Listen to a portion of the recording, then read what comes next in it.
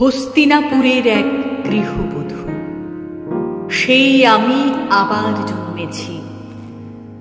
ভারতবর্ষের দিকে যে মেয়েটি এই প্রশ্ন ছুঁড়ে দিয়েছিল, স্ত্রীকে পণ রাখবার অধিকার কে দিল স্বামীকে? তার মতো প্রতিবাদী হাজার বছর ধরে কখনো দেখেছ? সেই দিন নেশাগ্রস্ত রাজা যুধিষ্ঠির ভারত কাঁপানো সেই কুপ্রস্তাব পেশ করলেন, যিনি নন অতি খর্বা, অতি কৃষ্ণা, কৃষা বা রক্তাভ, পদ্মপলাশ চোখ সেই নারী দ্রৌপদীকে পণ রাখলাম। পৃথিবী তখনও কিন্তু ধ্বংস হয়ে যায়নি। মানুষ ভারতের ইতিহাসে বাকি ছিল আরো দুর্ঘটনা। সভাঘর ক্ষুব্ধ হল, বৃদ্ধেরা ধিক্কার দিল, ভীষ্ম হতবাক সেই দিন। আপনারা জানেন, বিদুর এবং গুরু দ্রোণাচার্য দুহাত মাথায় দিয়ে চুপচাপ মোহগ্রস্ত হয়ে বসে রইলেন। খুশি গোপন না করে ধৃতরাষ্ট্র বললেন, কে কে জিতল? কে? পিন পতনের শব্দ শোনা যায়, সভাঘর এমন নীরব। দুই পক্ষ উদ্গ্রীব। শকুনের পাশা বলে উঠল, জিতেছি। উল্লাসে পাগল কর্ণ হেসে উঠলেন, আর ওই দুর্যোধন বললেন, প্রাতিকামী দাসী দ্রৌপদীকে নিয়ে এসো সভাঘরে। আমার প্রথম স্বামী অধমুখ, দ্বিতীয়ের অবরুদ্ধ ক্রোধ শান্ত করেন তৃতীয়। ফাল্গুনী, তুমিও এত ক্লীব ছিলে? হায়!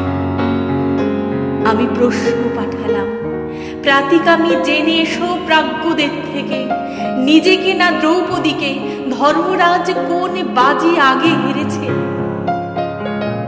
উত্তর এলো না কোনো। পরিবর্তে ধর্মরাজ বলে পাঠালেন রজস্বলা এক বস্ত্রা, কাঁদতে কাঁদতে তুমি শ্বশুরের সামনে দাঁড়াও। টেনে ধরলেন চুল দুঃশাসন এসে, সেই মেঘবর্ণ চুল, যেখানে ফাল্গুনে তুমি মুখ গুঁজে শুয়েছিলে নরম নিশীথে। কন্দর্প নিন্দিত কান্তি ভীমসেন এই চুলে খেলা করতেন। এই চুলের সুগন্ধে স্নায়ু শান্ত রাখতেন রাজা যুধিষ্ঠির। মাতৃহারা সহদেব এবং নকুল এই চুলের রহস্যে ভুলে থাকতেন শোক। স্বয়ং জননী কুন্তী এই চুলে খোপা বানাতেন। দুঃশাসন সেই চুল টানতে টানতে এনে প্রকাশ্য সভায় দাঁড় করালেন এক অসূর্য স্পর্শা মহিষীকে। তোমরা পুরুষজন বাঁ হাতে নারীকে ঠেলে অন্দরে পাঠাও, ডান হাতে তোমারও গা থেকে কাপড় টেনে খুলে নাও উন্মুক্ত বাজারে। তোমরা বিধান দাও, তোমরাই বোবা হয়ে থাকো। পুরুষে পুরুষে যুদ্ধ, প্রতিশোধ রমণীর শ্লীলতাহানিতে। স্খলিত বসনে সভা ঢেকে গেল। দ্রৌপদীর শাড়ি খুলল না। তন্তুর কৌশলে আমি প্রমত্ত কৌরব ঘরে লজ্জা রাখলাম। ওরে দুঃশাসন, শোন, শত দেবতাও এসে তোকে বাঁচাবে না। মহাযুদ্ধে পাণ্ডবেরা প্রতিশোধ নেবে এই দারুণ লজ্জার। ধিক কুরুবৃদ্ধগণ, ধিক! ঠুঁটো জগন্নাথ ভারতবাসীকে আপনারা চুপচাপ বসে বসে দেখলেন এই অধর্মের জয়। শাড়ি শাড়ি আর শাড়ি, রেশমের 7 রঙে ঢেকে গেল কৌরবের সভা। তবু গিট খুলল না। লজ্জা বস্ত্রটুকু তবু থেকে গেল দুঃস্বপ্ন শরীরে। শরীর দুঃস্বপ্ন কেন? লেলিহানে শরীর ছুটে চেয়ে পুড়ে গেছে নগর বন্দর। এই মুখ চুম্বকের মতো টেনে এনেছিল নদী তীরে অসংখ্য তরুণ।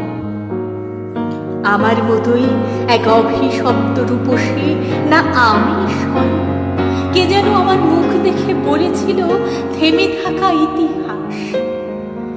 তোমার সৌন্দর্য দেখে অন্য সব নারীদের বানরে লাগছে।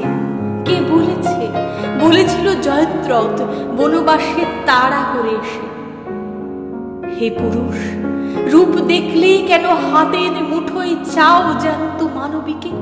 না পেলে তারই শাড়ি টেনে ধরে অশ্লীল হাসিতে তার মুখ কালো করে দিতে চাও? বলো, দ্রৌপদীর বহুপতি, অতএব আমি যদি হই তুমিও পুরুষ কর্ণ মহামতি, তোমারও শয্যায় আসে বহু পত্নী বিবিধ স্ত্রীলোক। তুমি যে নিয়মে চলো সে নিয়মে অধিকার আমারও থাকুক। তোমরা যে গ্রন্থ লেখো সেই গ্রন্থ আমারও উল্টে দিতে পারি। শোনো কর্ণ, শোনো সভাজন, তোমাদের ছাই পাশ বিধি নিষেধের দিকে একটি বঙ্কিম প্রশ্ন।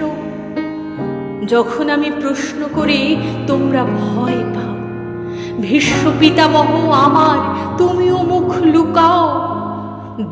ধৃতরাষ্ট্র বলুন, আমি কলঙ্কের যোগ্য কিনা আজ? শৃগাল গাধা উঠল ডেকে, অশুভ সব শব্দ মহারাজ। দুর্যোধন উরু দেখান, উরুর নিজে শানিত অপমান, হতচেতন যুধিষ্ঠির। বোঝেন না তো কিছুই মহাপ্রাণ। ঝড়ের মতো ফুঁসে ওঠেন একাই ভীমসেন, অর্জুনের আঙুল তাকে শান্ত রাখছে। এত সকল কাণ্ড শেষে ধৃতরাষ্ট্র আসরে নামলেন। বললেন তিনি, কৃষ্ণা, তুমি কি বর চাও বলো। তারপর আমি দুটি মাত্র বর চাইলাম। প্রথম, হে পিতা, যদি প্রসন্ন থাকেন তো এই বর দিন যে সর্বধর্মচারী যুধিষ্ঠির যেন দাসত্ব থেকে মুক্ত হন। দ্বিতীয় বরে দাসত্ব মুক্ত হোক বীর শ্রেষ্ঠ ভীমসেন, অর্জুন, নকুল ও সহদেব। বর চেয়েছিলাম করজোড়ে, দাঁতে দাঁত চেপে, যুধিষ্ঠিরের ধর্ম আর অর্জুনের গান্ডীবের প্রতি আমার সমস্ত সন্দেহ অপ্রকাশিত রেখে। বিশ্ববন্দিত স্বামীদের প্রতি আমার ক্রোধ ও সন্দেহ তো প্রকাশ করা যাবে না। সভাজনের কাছে তারা হাস্যাস্পদ হবেন। ধৃতরাষ্ট্র তৃতীয় বর নিতে অনুরোধ করলেন, আমি নিলাম না। কারণ, হে সভাজন, লোভে ধর্মনাশ হয়। বৈশ্য এক বর, ক্ষত্রিয়ানি 2 বর, রাজা 3 বর এবং ব্রাহ্মণ 100 বর নিতে পারে। আপনাদের মহাগ্রন্থে এই বিধান আছে যে রাজ্যপাঠ যুধিষ্ঠির নিজ দোষে হারিয়েছেন, আমি তৃতীয় বর চেয়ে সেই রাজ্য ফেরত চাই না। রাজ্য উদ্ধার করবেন আমার পৌরুষগর্বী স্বামীরা, কারণ আপনাদের মহাগ্রন্থে রাজস্ব বিস্তারই পৌরুষের শর্ত। আমার এই আশ্চর্য সিদ্ধান্তে সভা হতবাক হল। শুধু কর্ণ বললেন, দ্রৌপদী দুঃখ সাগরে ডুবে থাকা পাণ্ডবদের নৌকার মতো পার করলেন। ইতিপূর্বে আর কোনো নারী এরকম কাজ করেছেন বলে শুনি। আমার স্বামীরা মাথা নিচু করে বসে থাকলেন। এছাড়া আর কি বা আমি করতে পারতাম? অনেক পরে আমার ক্রোধ বিস্ফারিত হলো যেদিন বনবাসের ঘরে কৃষ্ণ এসে সামনে দাঁড়ালেন। কৃষ্ণ, তুমি এসেছ, যদি শোনো আমার কথা। আমার কোনো যুধিষ্ঠির ভীমার্জুন নেই, আমার কোনো পুরুষ নেই, দ্বৈত নেই, বন্ধু নেই, পিতা বা ভ্রাতা নেই। আমার কোনো সমাজ নেই, পায়ের মাটি নেই। মধুসূদন, তুমিও নেই, তুমিও পাশে ছিলে না সেই দিন। আমাকে যারা শোণিতময় দেখেও হেসেছিল, আমাকে যারা কলুর সাথে স্পর্শ করেছিল, এখনো তারা পৃথিবী জুড়ে দাপটে বেঁচে আছে এবং আমার স্বামীরা আজ শুনতে চাইছে। ধিক আমার বেঁচে থাকার দুঃখ ইতিহাসে। তারপরে পদ্মকোষের মতো দুই হাতে মুখ ঢেকে আমাকে কাঁদতে দেখে কৃষ্ণ বললেন, ভাবিনি তুমি যাদের উপর ক্রুদ্ধ হয়েছ তারা ধ্বংস হবে, অর্জুনের স্বরে আচ্ছন্ন হয়ে মাটিতে শোবে। তুমি রাজমহিষী হবে। যদি আকাশ পতিত হয়, হিমালয় শীর্ণ হয়, পৃথিবী খণ্ড খণ্ড হয়, সমুদ্র শুষ্ক হয়, তথাপি আমার বাক্য ব্যর্থ হবে না। আমার অপমানের ক্ষতে সেই প্রথম মলম পড়েছিল, আমার মরুভূমির বালি সেই প্রথম অশ্রু শিখেছিল।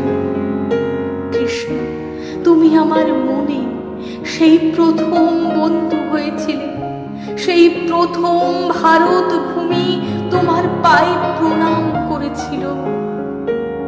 এইভাবে কৃষ্ণ তো দেবতা হলেন।